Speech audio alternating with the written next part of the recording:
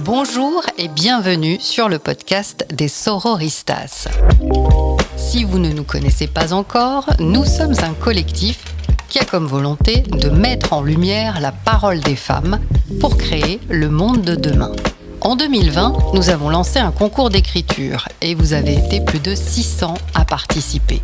600 femmes ont donc répondu à cette demande.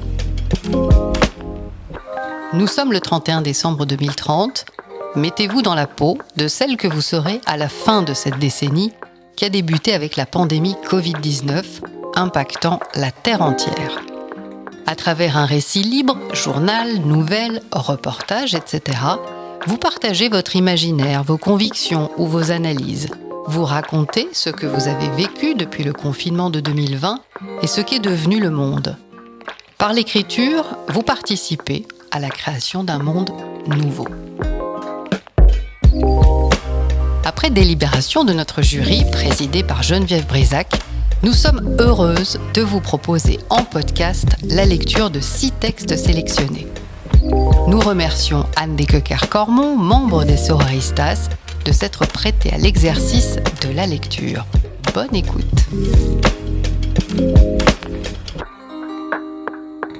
Les années aquarelles de Loredana Cabassu.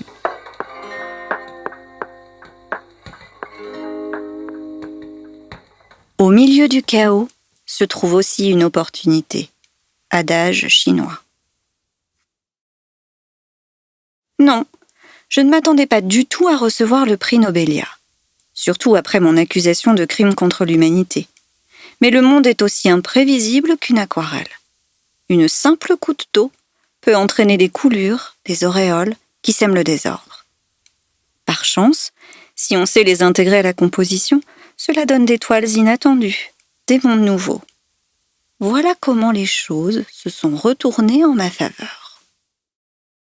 Pourtant, ça avait mal commencé par mon refus des frontières. De quel droit, me suis-je demandé, les hommes marquent-ils le territoire en le piquant d'un drapeau en soie vagabonde? Étrange cette coutume de trancher, déchirer, souiller la peau de la terre. Là où les géomètres tiraient des lignes, les chefs politiques traçaient la lisière piquante du confort, alors que les fugitifs traçaient tout court. Pas de chance.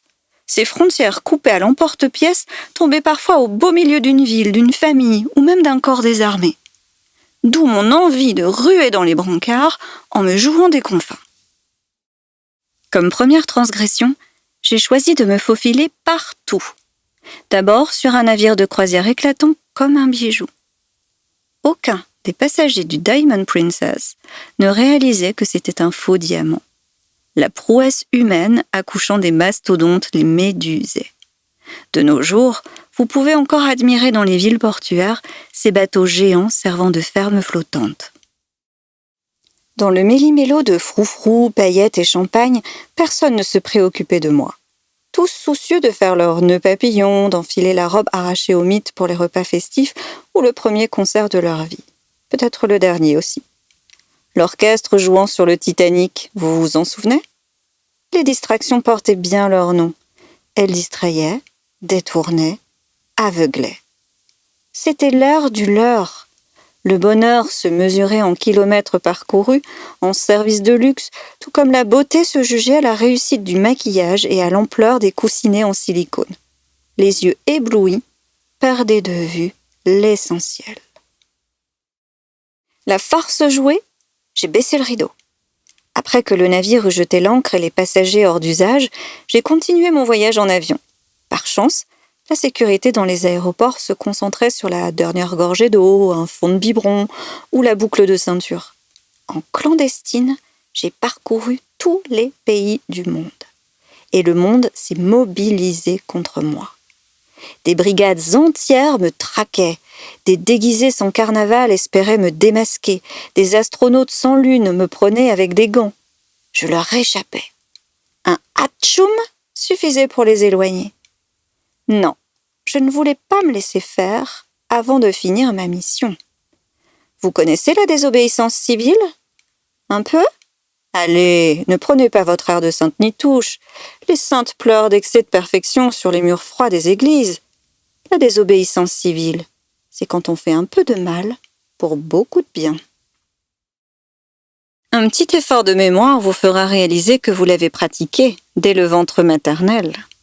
Os mou, pétale de cœur tremblé, vous avez refusé alors de vous déconfiner à la date prévue au bout des 9 mois. Petite fille, vous avez mis du chocolat sur la robe de la dame empesée assise là dans le bus, et ça faisait de jolis motifs pour égayer le blanc d'Yves. Fille à papa, vous avez renversé sa vitrine de petite voiture qui volait son temps et son énergie sans qu'il s'en rende compte. Écolière, vous refusiez de vous mettre en rang d'oignon parce que la classe n'est pas un potager et que la vie se veut mouvement, initiative. Jeune femme, vous avez défilé pour vos droits, sans oublier de vous attarder sous les fenêtres du gynéco. Il n'avait pas compris votre demande de culotte fendue pour dame détendue. Vous voyez, tôt ou tard, vous avez désobéi pour un bien. Alors pourquoi j'ai été jugée, moi? Parce que j'ai sacrifié quelques personnes? Qui vous dit que ce n'était pas dans l'ordre des choses? Il faut bien reconnaître le parfait désordre qui régnait au moment de mon arrivée. Une planète rendue patraque, un cafouillage de valeurs. Dans mon pays, ça puait. Il y avait trop de monde, trop de smog, trop de béton, trop d'ambition vénale. Avant, l'homme debout érigeait des maisons à sa mesure. Plus tard, l'homme assis au bureau a fait construire des villes à sa démesure. Les faiseurs de monde avaient inféodé la terre. Dans une giclée de virilité, ils avaient érigé des perce-ciels comme des phallus du progrès. Peut-être que les villes auraient été différentes, conçues par des femmes. Moins carrées, moins anguleuses, toutes en rondeur de seins et de hanches. Peut-être que ça n'aurait pas dérapé, et je ne serais pas intervenue. Hélas, je ne supportais plus ces faux faiseurs. Je voulais leur montrer ce qu'ils étaient vraiment. Des conquérants en caleçon, des maîtres du monde avec la goutte au nez. Ils ont mis des palmiers à huile à la place des chimpanzés, des barbelés au lieu des mûriers. Ils ont civilisé la nature, ont défloré la face cachée de la lune. Mais ils ont oublié de se laver les mains. Non, je ne veux pas donner de leçons. Je suis plus pragmatique, moi. J'agis dans l'ombre. Discrètement, je leur ai montré qu'il n'était plus possible de vivre et fabriquer les uns sur les autres dans des babels embués. Car elle était comme ça, ma ville de naissance, faite d'industrie sur le pied de guerre et de main-d'œuvre empilée, disciplinée. Les bouches de métro à la laine huileuse grouillées de bras et de jambes, des bouches à nourrir, jamais muettes. Une fois ressortis, les citadins hors sol cultivaient leur solitude dans des tours sans vautours. Des défenses en béton les coffraient dans leurs forts. Ces prisonniers volontaires peuplaient les entrailles de la ville enceinte. Insupportable. Alors j'ai frappé. Mais j'ai laissé le printemps et les champs intacts, comme une invitation. Les fraises sont mûres, la terre vous attend. Elle est prête à tout donner, comme une âme sœur, pour autant que vous fassiez votre part, les mains dans l'humus, le dos courbé avec humilité. Ils ne l'ont pas compris tout de suite. Pendant des mois, ils ont creusé l'humus pour le nourrir de mes victimes, le regard perdu dans le vague à l'âme, en se demandant quand leur tour viendrait. Autant dire qu'ils étaient infectés jusqu'aux os. Fontanelle, boîte crânienne y compris. Leur virus avait l'âge de l'humanité. Symptômes ? Inflammation de l'instinct de survie, agressivité devant le rayon pâte et hygiène. Ils avaient peur pour leurs fesses. Ils gobaient des rumeurs ennoblies par l'appellation news, en oubliant le fake. Ils comptaient les morts défilant en bas de l'écran parmi les variations de la bourse.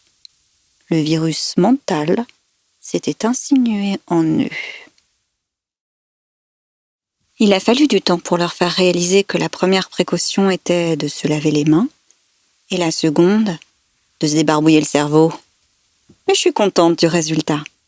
Ils ont pris conscience du poids de leur peur lorsqu'ils ont traîné des sacs de farine dans la cage d'escalier pour éviter l'ascenseur, et ils se sont souvenus de la voisine seule quand elle est venue leur offrir, en frappant timidement à la porte, des masques qu'elle avait cousus. C'est ainsi qu'ont commencé les chassés-croisés courtois que vous connaissez à présent. Il n'était plus possible de faire d'omelette sans emprunter des œufs, ni d'ignorer les murmures d'impuissance de la dame âgée qui trottinait de mur à mur avec sa canne. Le bonheur de partager le gâteau surpassait la joie de posséder la farine. À l'heure où l'État pédalait dans la semoule, la foule cimentait ses sentiments. Aujourd'hui encore, si le global reste un spectre vague et lointain, les petits gestes, eux, sont bien concrets. Ce chemin vers l'autre, le cœur sur la main lavée, les yeux dans les yeux, seule partie visible du visage. À travers le regard, le message passe clair, non parasité par des sourires montrant les canines. Là, dans le cristallin, il y a du ressenti pur, de l'essence ciel. Petit à petit, les humains ont commencé à scruter le prochain au lieu du distant. En deçà des écrans, il y avait des personnes. Au cœur des corps, il y avait des âmes. Les mains qui lavaient, lotionnaient, les doigts scannant les produits à la caisse, les dos courbés au-dessus des serpillères sont devenus tout à coup indispensables aux gros nourrissons vulnérables. Les alma mater pourvoyeuses de couches et nourriture rendaient la vie des autres plus douce, plus fluide. Et ces autres le remarquaient enfin. N'imaginez pas seulement des femmes. Pour avoir connu tous les genres, je peux vous dire que chacun renferme sensibilité et tendresse. Moi-même, j'ai du mal avec les catégories où l'on enfonce une réalité foisonnante, histoire de l'apprivoiser. J'en suis la preuve vivante. Les spécialistes ne pouvaient pas mettre de genre sur mon nom. La ou le. C'est déstabilisant, je vous l'accorde. Finalement, l'Académie a tranché, en tablant sur mon côté malsain. Féminine, la maladie, ont décrété les immortels. Ce choix leur donnait l'illusion d'un certain contrôle, mais ça ne changeait rien à ma nature. Le français, affaire d'homme, ne se prêtait pas facilement au genre féminin. Les lettrés et les moines l'avaient mis par écrit, il y a des siècles. Les doigts tremblants dans le froid des monastères, sans doute fatigués, après la guerre de 100 ans et l'épidémie de peste noire. S'ils avaient demandé l'aide des femmes, le français aurait été, comme les villes, différent. Leurs voyelles commencent d'ailleurs à radoucir les consonnes d'un lourd héritage. Les deux se mêlent en bouche dans une synergie sans domination. Féminin et masculin ne sont pas des forces dissonantes, pas plus que les races et les genres. Face à moi, vous avez compris que les divisions n'aident pas et que vous êtes toutes et tous faits de la même farine. Ne pouvant plus vous embrasser, vous avez commencé à enlacer les arbres et à vous relier au vivant sous toutes ses formes. Avec subtilité, vous avez inventé les émissions sans invité, les concerts sans fans, les applaudissements sans public. Des liens intenses, affranchis de toute contingence, ramenés au spirituel. Je reconnais votre supériorité. Ce prix Nobelia, je ne le mérite pas. C'est à vous que j'aimerais le dédier. Moi, j'ai juste agi sur un coup de tête couronné. J'ai maculé de rouge votre aquarelle. Le choc passé, vous avez su l'intégrer dans une nouvelle carte du monde devenue œuvre d'art. Votre force, dans un décor changeant, c'est d'accepter que les choses puissent être différentes, et même meilleures qu'imaginées. Nous vous remercions de votre écoute. Pour retrouver ce texte ainsi que toutes les informations sur notre collectif, rendez-vous sur sororistas.fr et sur nos réseaux sociaux. À bientôt!